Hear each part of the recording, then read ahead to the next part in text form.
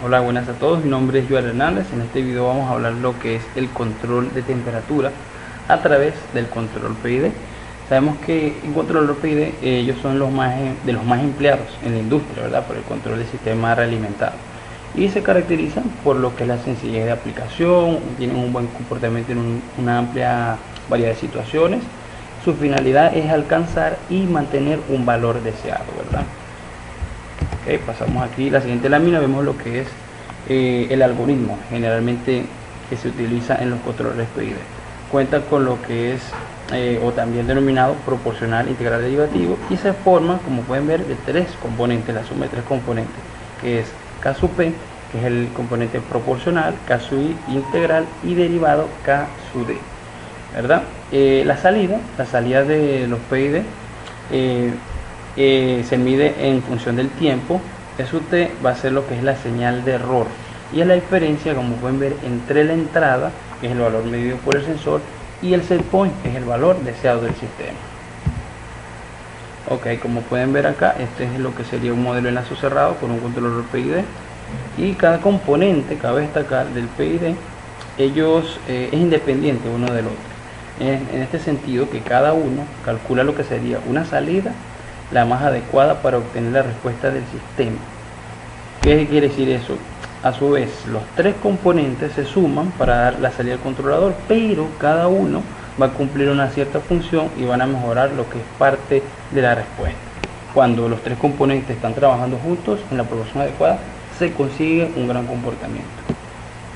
Ok, ¿qué más hay para destacar? Sí, en un proceso controlado por un PID, normalmente se busca alcanzar y mantener un valor del proceso deseado, que en este caso va a ser la temperatura. A ese valor se le llama también set point. Aquí vemos lo que es el sistema que se está trabajando, que es controlar la temperatura, en este caso de un proceso que es la planta, una habitación. A su vez esto se mide con un sensor, que en este caso es un termómetro.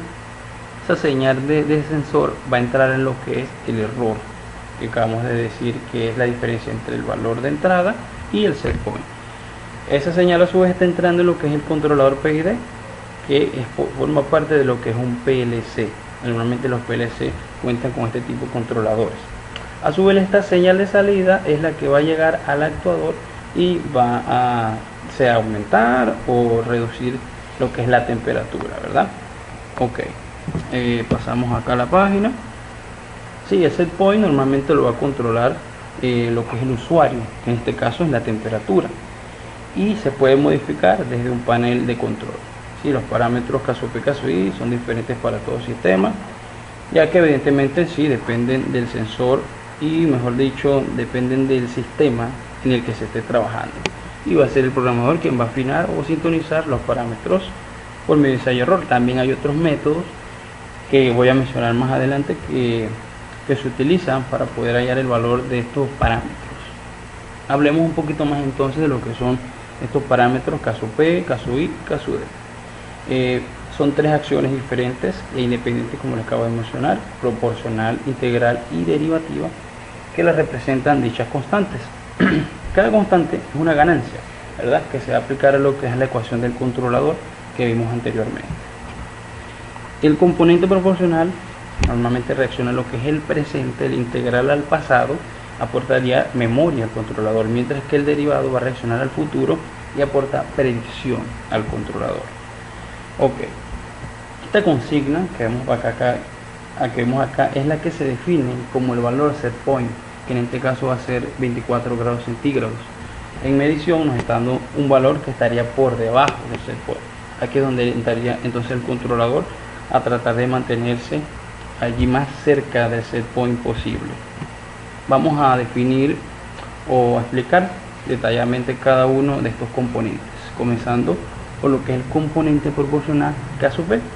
Él va a especificar lo que es la acción proporcional, es decir, cuán agresivamente va a reaccionar el controlador a la cantidad de error. A mayor valor de K sub P, el controlador va a intentar alcanzar más bruscamente el set point, y viceversa. Actúa en proporción al error, por supuesto. El factor proporcional tiene una gran influencia en la velocidad de la respuesta del sistema. Esto es verdad, que si tenemos una K sub P muy pequeña, el sistema va a tardar mucho en alcanzar el set point. porque le estaríamos dando un control muy débil al actuador, mientras que si lo aumentamos vamos a conseguir disminuir el tiempo de respuesta, mientras que si aumentamos demasiado el caso P vamos a sobrepasar ese point oscilar, incluso quedaría inutilizado el sistema. Ok, pasamos acá. Antes de eso, ¿cómo ocurriría la oscilación? Un ejemplo: si hay una caso P demasiado grande, ¿verdad?, el controlador PID le va a dar una señal muy fuerte al actuador. Quiere decir que al medir 18 grados centígrados le va a dar una fuerza al actuador para generar mayor calor y puede ascender a 27 grados. Quiere decir que se pasó. Recuerden que el set point sería de 24, ¿verdad?, grados centígrados. Entonces baja la fuerza del actuador y ahora mide 21 grados centígrados. Ahora se ha pasado hacia abajo. Sube la fuerza y mide 25,5 centímetros. Va a estar oscilando, tratando de buscar lo que es el punto de set point, ¿verdad? Veamos entonces varios ejemplos de esto en estas gráficas. Como pueden ver, en la primera gráfica el caso P es muy bajo y no logra llegar a lo que es el set point. En la segunda tampoco. Ya en la tercera gráfica, que es esta que está por acá, el caso P está logrando llegar, pero aún así todavía se encuentra por debajo del set point. Ya en la cuarta gráfica vemos que hay una oscilación y se mantiene en un valor fijo, pero tampoco llega al set point. Mientras que ya en esta parte de las gráficas, en la primera, vemos que tiene un caso P correcto, por así decirlo, logra oscilar, pero en un punto se mantiene ya en el valor deseado. Esto es lo que pasa en la gráfica que sigue. Cuando el caso P es demasiado alto, simplemente va a oscilar y nunca va a llegar al valor deseado, que es prácticamente lo que mencioné, que queda el sistema inutilizado prácticamente, ¿verdad? Ok, hablemos ahora de lo que es el componente integral K sub I. Este componente va a especificar lo que es la acción integral, es decir, cuán agresivamente va a reaccionar el controlador al error que se acumula en el tiempo. Por eso hablamos de memoria.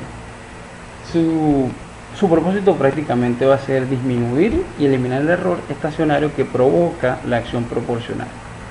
El componente integral permite al controlador eliminar por completo el error a largo plazo. También este componente integral tiende mucho a sobrepasar y oscilar, incluso más que el mismo proporcional, que lo podemos ver acá en las siguientes gráficas, ¿verdad?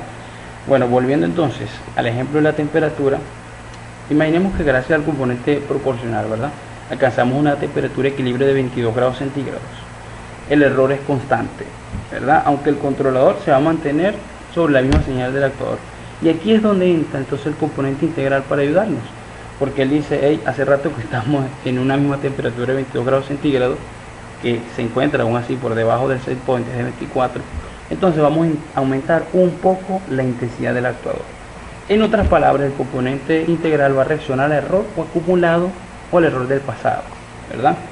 En resumen, entonces, aumentar la acción integral de K sub I va a tener los siguientes efectos, que son disminuir el error del sistema en régimen permanente, aumentar la inestabilidad del sistema también. Como ven, hay un punto en donde la oscilación es tan alta que, bueno, se sobrepasa, y aumenta un poco la velocidad del sistema.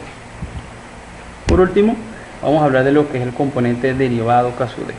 Este componente se va a encargar de especificar la acción derivativa, es decir, cuán agresivamente va a reaccionar el controlador a la velocidad del cambio de valor o error en el tiempo.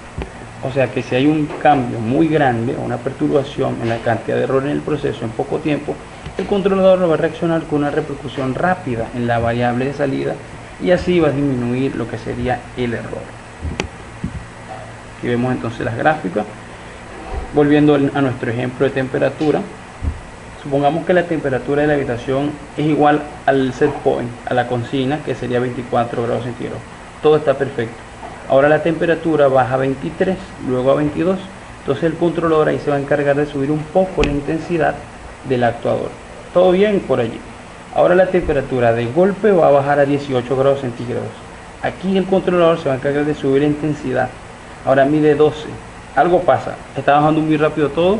Siguiente 2 y así, prácticamente nos congelamos con esa temperatura. Entonces aquí es donde entra la función del componente derivado, ¿verdad? Él va a reaccionar ante variaciones del error por cambio del set point o entrada de medición. No es lo mismo estar a 12, obviamente, y subir lentamente a que la temperatura prácticamente se desplome a toda velocidad. O sea, el término derivado va a responder a lo que es la velocidad del cambio de rol. Ok, hacemos acá la página.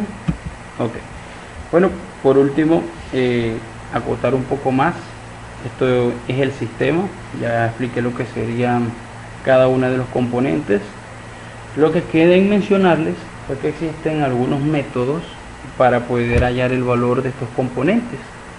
Por ejemplo, cuánto va a valer mi caso P, cuánto va a valer mi caso I, cuánto va a valer cada uno de mis tres componentes para que mi proceso sea estable y se mantenga en el set point que yo deseo. Ahí es donde van a entrar lo que se llaman, hay tres métodos muy conocidos para hallar estos valores de los componentes. Uno es el método de sintonización iterativo, el otro es el de sintonización de Ziegler-Nichols por respuesta al escalón. Hay un tercero que no recuerdo ahorita, pero prácticamente en eso se basa, en encontrar lo que sería el valor adecuado para que funcione nuestro proceso a través del controlador PID. Hasta aquí llegaría entonces esta presentación y bueno, espero que se encuentren bien. Hasta luego.